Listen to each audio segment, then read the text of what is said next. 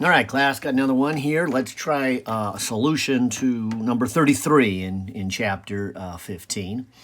And it reads this. It says a clock balance wheel has a period of oscillation of a quarter of a second.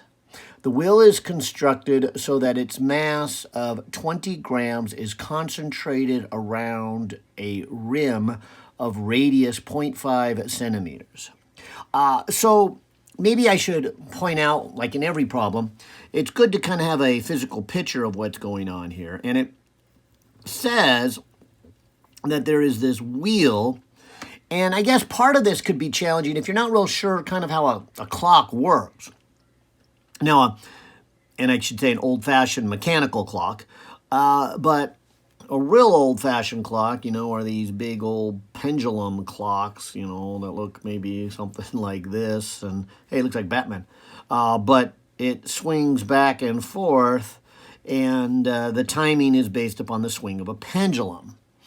And then smaller clocks were built where you would rotate something and it would shake back and forth. And in fact, now that I think about it, maybe this ring would be a good kind of description, the way this one is saying, because it's saying that it rotates back and forth, and all the mass is at its rim.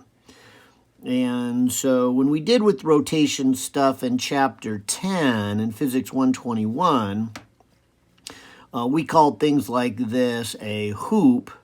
Sometimes we called it a ring. But ring is probably a good way to describe it here, since I took my ring off and said, okay, this is the ring here, and all the mass is at its rim. Okay. Now, to make it shake, you would often mount a wire that was curled up, maybe mounted inside. So as you rotated the ring, and I'll just say rotate it clockwise, it would have a tendency to push it back. Or if you rotated it counterclockwise, again, it would rotate it back. So if you pulled this to one side, and pull is a bad word, rotate it to one way, so I'll just maybe rotate it in a clockwise direction, it would then go back and forth, back and forth, back and forth. And so it would keep time, and so it's a timing device. And you would balance it too, so that's why it's called the clock balance wheel. And it swings back and forth. And this description then is saying that the period is a quarter of a second and its mass is 20 grams. All right, so now we can get on to the questions. What are the wheel's moment of inertia? All right, well, this is going to take us back to, chapter 10. And maybe I would encourage you to flip back there. But if you add up all the masses on the rim, and so maybe I'll just redraw a ring, then you divide it into a bunch of pieces. Every piece that you have is at a radius, and I'll call it capital R. And so this would just be r squared, so you'd get an r squared. And then you would just have the sum of all the pieces. And the sum of all the pieces then is just the total mass of the object. So there is the moment of inertia of a ring. You could probably just as well look it up back in Chapter 10. I don't think that would defeat the problem at all. But this was such an easy one to redo. I thought, well, we might as well redo and revisit Physics 121 a little bit here, the moment of inertia. I know there's been some other problems like the Planck where we had to go back and look up the 1/3 ml squared. Oh, and I believe that was 57, but now that I say that out loud, I think the book actually gave that to you in the problem. So you didn't even have to go back to Chapter 12 for that one. I'm sorry, Chapter 10 for that one. Anyways, that's the first one, and I think that is really just author asking you to look it up because the main crutch of the problem right here is B then, where it says, let's see, I lost this one. What was it, number 33? Okay, B, the Tourgelin constant. Okay, so let me just kind of remind you of the Tourgelin constant, especially since I know in the video lecture I went really, really quick through this. In fact, I'm not even sure how much I got a chance to cover it. I'll start with the spring constant. If you had a mass of M and you hooked it to a spring, say against a wall, sliding on a frictionless surface, and you pull it to one side, we would say the force is minus kx. And we're doing a translational problem, so it should be force, and this is our distance, and then this is our spring constant. Well, things that wind up like this problem here with the ring, we have the same basic effect.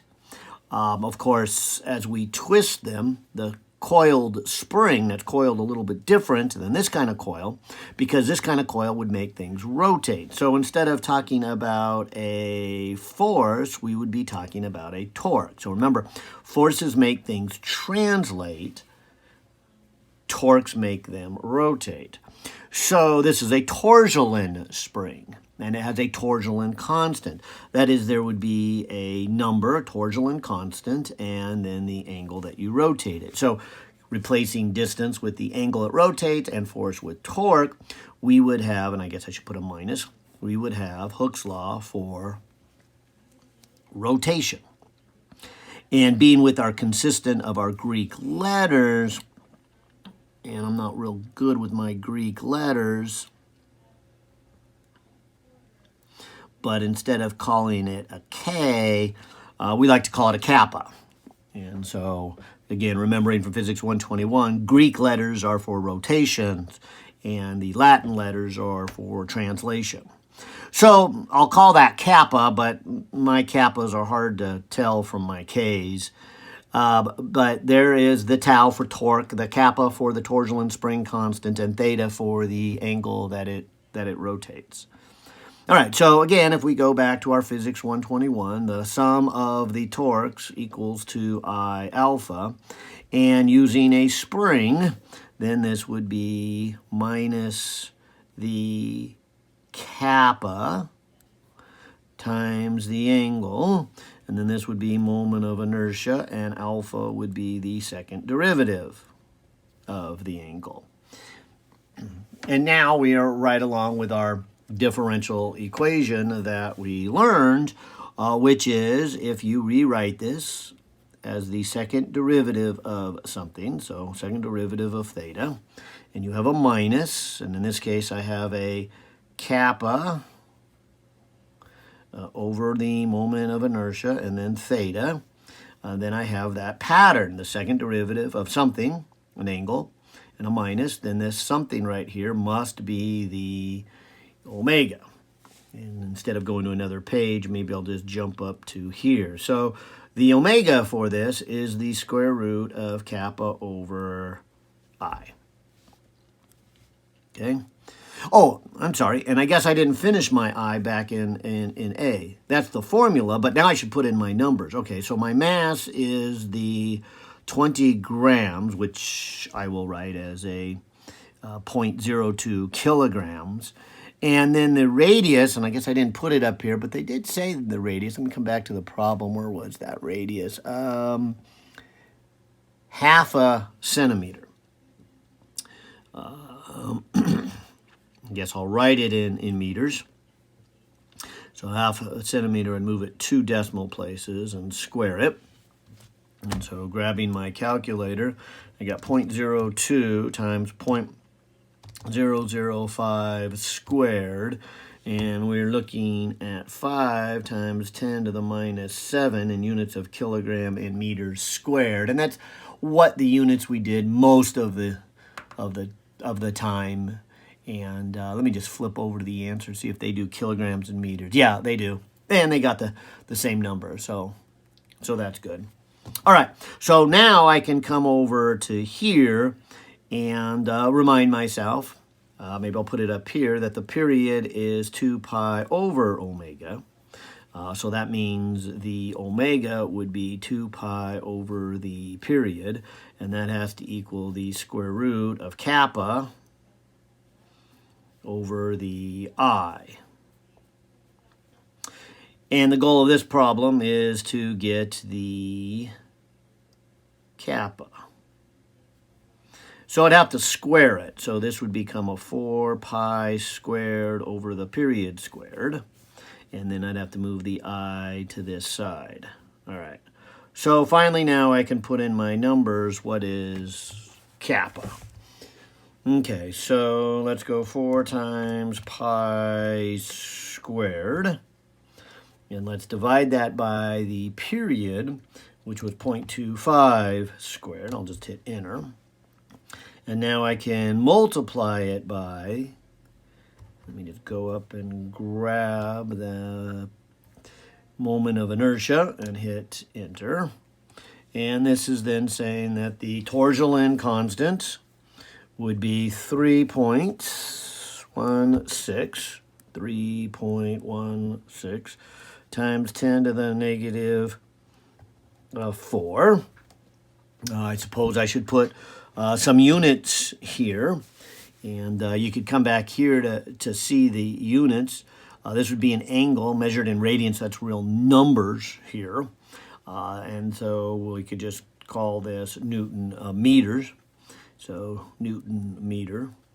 I guess we would also see it in here because the units for the moment of inertia are kilogram meters squared, and the period is second squared.